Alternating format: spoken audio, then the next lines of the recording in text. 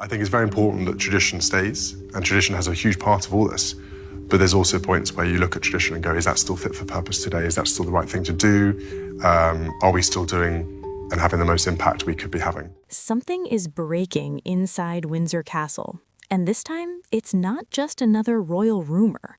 It feels different, heavier, more dangerous, because this isn't about headlines anymore. It's about control.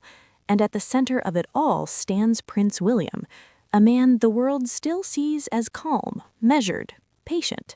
But insiders are beginning to whisper something else, that the patience is gone, that behind closed doors, he's no longer waiting, he's preparing to take full control of a system he believes is quietly falling apart.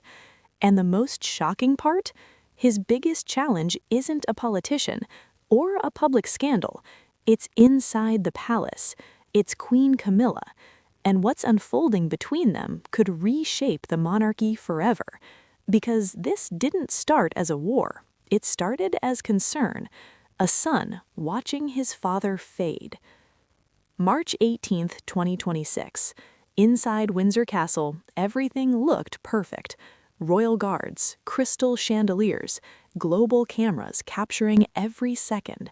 Nigeria's president, Bola Tinubu, arriving for a historic state visit, the first in nearly 40 years.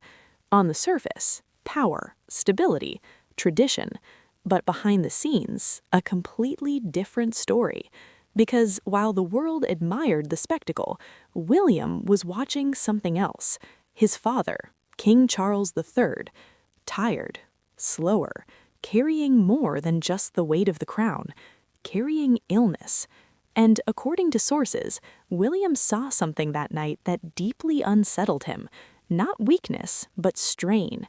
The kind that doesn't show on official schedules. The kind you only notice if you're looking closely.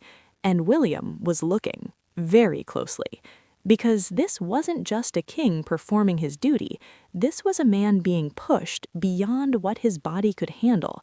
And in William's mind, there was someone allowing it to happen. Camilla.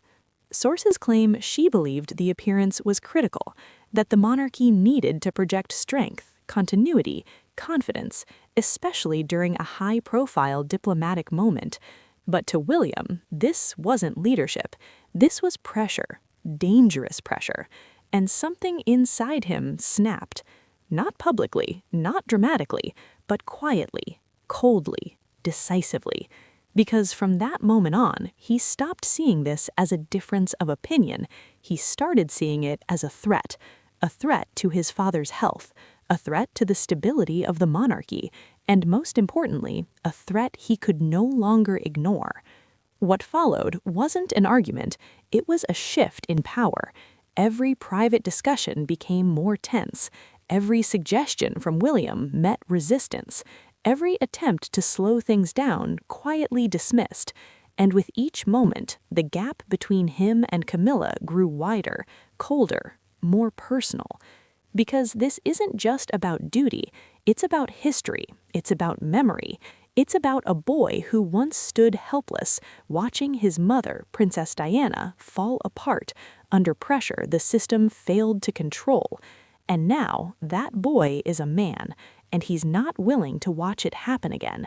Not to his father, not this time. Which is why insiders say something changed in William.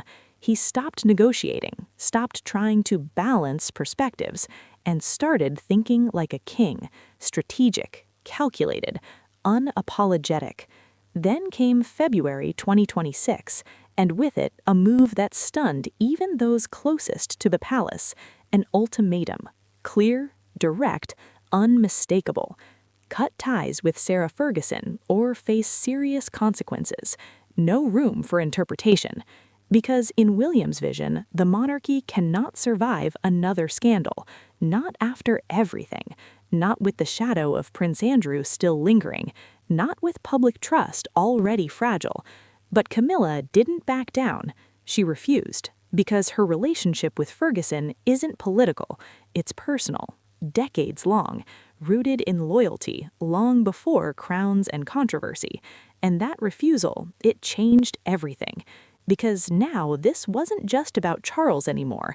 This was about authority. Who has it? Who's allowed to use it? And whether William is already stepping into a role that technically isn't his yet. Which raises a chilling question. If he's this decisive now, what happens when he becomes king? Because what we're seeing isn't random, it's structured, deliberate, almost inevitable. Then, just when the tension couldn't get any worse, it did. March 26, 2026, a book drops, and not just any book, a bomb, written by Tom Bower, Betrayal, Power, Deceit. And suddenly, everything explodes back into public view. Claims, accusations, old wounds ripped open again, including one that hits particularly hard, an allegation that Camilla once claimed Meghan Markle brainwashed Prince Harry. Now, whether that's true or not almost doesn't matter, because the damage already done. Because William has spent years trying to separate the monarchy from the chaos surrounding Harry and Meghan, trying to rebuild stability, control the narrative, protect the institution. And now that line is gone, blurred again, pulled back into the spotlight at the worst possible moment, while he's already dealing with his father's declining health, his growing conflict with Camilla, and the pressure of a future that's arriving faster than expected. Inside the palace, the atmosphere has reportedly turned icy, conversations shorter, interactions colder, trust almost gone. Because this isn't just about family, this is about the future of the crown. William sees a monarchy that must evolve, faster, sharper, cleaner. No excess, no weak links, no risks. A smaller inner circle, stricter control, and absolute loyalty. Anything else is a liability. And in that vision, Camilla's network, her friendships, her influence, becomes a problem. Which leads us to the question no one inside the palace wants to answer. What happens to her when William becomes king? Officially, she remains queen. That doesn't change, but everything else is up for review. Her role, her access, her influence, even her presence in certain decisions.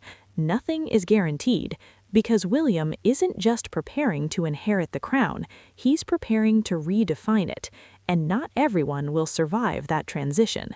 Figures like Princess Beatrice and Princess Eugenia are already said to be watching closely, carefully, because they understand what's coming, a monarchy that looks very different, feels very different, operates very differently. This isn't evolution, this is a reset, and resets come with consequences. So no, this is not just a royal disagreement, this is a quiet power shift, a young king stepping forward before his time, a son refusing to stay silent, and a system being reshaped from the inside out. The crown may still rest on Charles's head, but power is already moving, and when the moment finally comes, it won't feel like a transition, it will feel like a takeover. And when that happens, there will be no going back, because history is already unfolding, right now, behind palace doors. And this time, the world is starting to see it, and once you've seen it, you can't unsee it.